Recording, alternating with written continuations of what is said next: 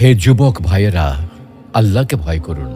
ওই ভয়াবহ দিবসের কথা স্মরণ করুন, যেদিন আপনার জীবনে সব সুখ ও আনন্দ বিলাসকে ধূলিসাৎ করে দেবে।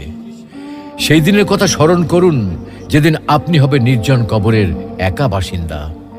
সেদিনের কথা স্মরণ করুন, যেদিন আপনার সন্তান সন্ততি, স্ত্রী, পরিবার, আত্মীয় স্বজন, পাড়া প্রতিবেশী, ধন সম্পদ, বন্ধু বান্ধব সব কিছু থেকে আপনি বিচ্ছিন্ন হয়ে যাবেন।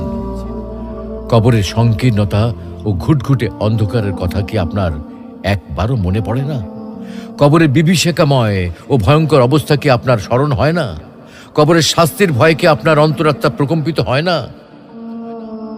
মুনকার নাকির ফেরেশতার দয় প্রশ্নের সঠিক জবাব কি আপনি দিতে পারবেন? একথা একবারও কি ভেবেছেন? অনুরূপভাবে কবরের অপুরন্ত সুখ ও অনাবিল শান্তির কথা কখনো কি আপনার হৃদয় পটে জাগ্রত হয় না? তাই বলছি,